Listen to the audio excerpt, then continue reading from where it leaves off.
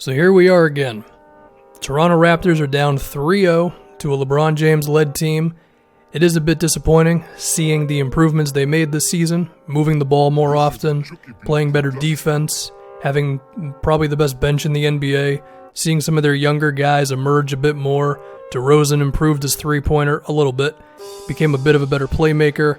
Lowry was more healthy this season. It seemed like this team maybe turned a corner a bit, and, well, here we are. They're getting memed on Twitter once again. Where do they go from here? Well, unfortunately for Toronto, their options are not that crazy. Number one, they do not have their first-round pick this season. They are nearly at the luxury tax, and that is before you would have to re-sign your best player off the bench in Fred VanVleet, so that's going to be interesting for you. He's going to command at least a bit of money. I believe it's restricted free agency for him. And then besides that, if you're looking at potential moves that these guys could make, and I think that they are desperate to acquire some two-way players who can have a chance against LeBron, someone besides OG Anunoby, you're in a tough spot. And if you were like me and you spent 30 seconds thinking if they could get Kawhi Leonard, it's probably not going to happen. There's also the Dwayne Casey situation. But I actually want to start with the idea of would they blow up this team? Lowry, DeRozan, either one of these guys getting moved? I don't think that's going to happen. Number one, I don't think teams want Lowry and his contract and his age.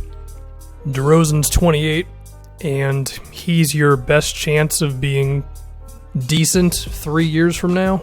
So you probably don't want to throw that away unless you get something pretty damn good in return. And I have to assume the best offer you'd get for him would probably be something like a lottery pick and maybe one or two players who are, intriguing but not slam dunks. I mean, you really want to move DeRozan for that. Now, I guess there is actually one thing I could explore with Lowry, because the one team who I think would be down to do this is the T-Wolves. Some like Lowry for Wiggins, because, Tibbs wants to win. Team sucks on defense.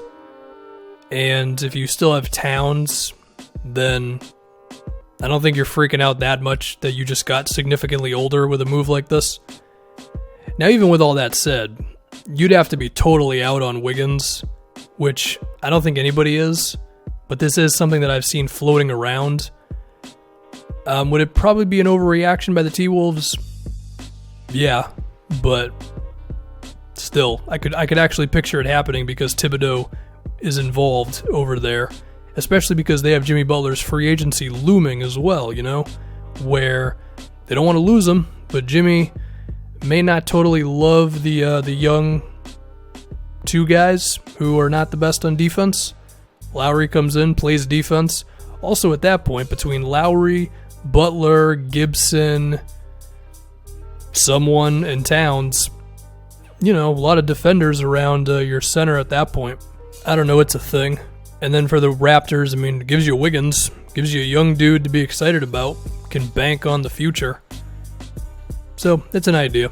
The other thing is, you got a good situation here if you're the front office. Like, you're selling out games, you're fourth in attendance, people are going to your games every night, you're pretty much guaranteed to win at least 50 games at this point. There's no real reason to throw it away just because LeBron James keeps kicking your ass, Like, if this was 2K, alright, but it's not. It's real life. These owners are trying to make a profit. I'm sure they are with this team. So, you don't have to go crazy, okay? But you do want to improve this team nonetheless. Your number one thing going for you in terms of having a chance against LeBron is you already got OG Anunoby, and Pascal Siakam seems like he's getting better. Siakam didn't do the best job against LeBron in this series, but hopefully some more strength, more experience can allow him to get to that point. Is there any way that you could acquire another guy? I know just a season ago that they had PJ Tucker. It did not exactly work because they were swept by the Cavs that time as well. I don't know. Could you acquire someone like Michael Kidd-Gilchrist from the Hornets? Potentially. You'd probably have to move Ibaka. And you'd have to be totally fine with Siakam going into the starting lineup or doing some weird small ball 4 stuff. However, You might not have that much shooting on the team at that point, and MKG's got a bit of a contract on him. Could they maybe go for Luke Richard and Mbah-a-Moute in a free agency this season, or Trevor Ariza, maybe on like some sort of an exception because they're not over the luxury tax at the moment? I mean, potentially you could explore things. I don't think any of these are like drastic changes for you. I think one option you do have is you do have to get Norman Powell back into this team. He kind of lost his rotation spot as the season went along. And while I don't think he's some like God's gift to earth of defending LeBron James, he might at least have a shot. I'd give him a better shot over CJ Miles because, I mean, Powell is a strong dude, even if he's only 6'4". And then between him, Siakam, hopefully getting stronger, and Anunoby, who was good on him, and then you're probably still going to have Ibaka in a season. I mean, yeah, it's probably not enough, realistically, but it's at least a thing. Next, I want to talk about Jakob Poeltl, who could be this team's biggest source of defense. He wasn't good against the Cavs. He had a pretty rough time. He had to sometimes step out on guys. He had to defend Kevin Love off the ball, and he had a tough time. I think he's a pretty okay pick-and-roll defender. Better than Valanciunas, sure. But you have to do more than just simply defend the pick-and-roll as a center. If you can do it, great, but you still have to be able to move around a bit more than that. He's also really bad on the boards, specifically the defensive boards. So if you're just coughing up offensive rebounds to the other team all the time, you really can't be playing too many minutes as a big guy. I know DeAndre Jordan is out there, and he could potentially be available given that he has 1 year left with the Clippers. Is there any real move out there? I mean, you'd have to give him Siakam. And, I mean, like, would Siakam a first and, I don't know, Ibaka do it for you? Would it do it for the Clippers? I mean, maybe. But is that really worth it for you if you're the Raptors, given that I think Siakam could end up being pretty damn good? I don't know. These are the tough questions they have to answer. I mean, would acquiring a center like Jordan, who can give this team a bit more of a jolt, give them just better defense than Valanciunas? It's a possibility. I think we saw Valanciunas have some trouble against the Cavs defensively in this series. He was good on the boards. He definitely still has value, but you could make the argument that he's not too far away from Enes Kanter, where he's a good scorer inside, he's a good rebounder, especially offensive rebounder, but defending in space, can't really do it, you know? I mean, to be honest, this team does not have a whole lot of options, which I think I already mentioned earlier. They made internal improvement this year. They may need to make even more internal improvement. And they can really bank on OG and Siakam going to another level, hopefully. The next thing we got to talk about is Dwayne Casey. I know that they got better this year, okay? They did. They moved the ball more. But I think it's been kind of proven at this point. The dude has problems with making adjustments. This playoff series, I think the way they defended Cleveland was kind of silly. Number one, why was CJ Miles on Kevin Love? Ever. At all. Number two, why was CJ Miles on LeBron? Ever. Number three, why were you so content with getting CJ Miles switched on to LeBron? Number four, OG Anunoby didn't play enough minutes. And you also had these weird moments where you'd have like Siakam defend LeBron, and then someone else who could not defend Kevin Love defend Kevin Love, when you should have switched that, because at least you could have Siakam on Love, who probably at least has a chance on him. Whereas if you're putting Siakam on LeBron, you got nothing, you know? And their problem this series was their defense.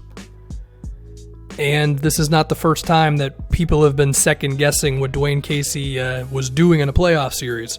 Would I fire the guy? If I believe there was a better option out there, yes, I would. If I could get Mike Budenholzer from the Hawks, yes, I would fire Dwayne Casey in favor of Budenholzer. Whether that's going to happen, I don't know. He may make a decision before the Raptors can do that. Steve Clifford, potentially. I mean, Clifford ran a lot of pick-and-roll offense, and he has a type of conservative style, I guess, where his team doesn't foul, they don't turn the ball over, but his style may be a little too boring, where, I mean, we've seen, like, when you get weird is when you sometimes unlock the best thing for your team, you know? You put Draymond at center, suddenly you're impossible to stop. I know the talent's not the same, but you see what I'm getting at. Or you have Al Horford defend Ben Simmons, you know? You get weird, stuff happens. Steve Clifford doesn't get weird. Besides that, I mean, I'm not knowledgeable enough to know, like, what assistant coach is good and that type of thing. I'm sure the Raptors are more knowledgeable of that than I am. But if you have an idea that there's someone out there on some team who has a philosophy, a game plan that you think could be better than Dwayne Casey, and I have to guess that there are some who are better at adjustments than Casey is, then you get that guy. Because Casey's capped out as a coach. He's capped out as a decent coach. And decent, you know, it is what it is. It's cool. It ain't great. He might be able to implement a good system, but how good of a coach really are you if you're throwing a curveball and you don't know what to do? So, yeah. Also, we saw all season that the Raptors offense died back down to the one-on-one and pick-and-roll stuff that plagued them forever. So, there's that as well. Yeah, I mean, once again, the team is not exactly loaded with ways to just break out of this thing where they're like, I don't know, the fifth best team in the NBA, which is just outside of how good you have to be to really be in the conversation. Yeah, I mean, it's not beautiful. I think what you bank on is Anunoby, Siakam, DeLon Wright, Jakob Poeltl, their improvement. If DeRozan wants to get better, well, I'm sure he wants to. If he's able to really make the three-pointer a thing, that'd be great. And then besides that, I mean, yeah, you can improve with your head coaching. That's a real thing.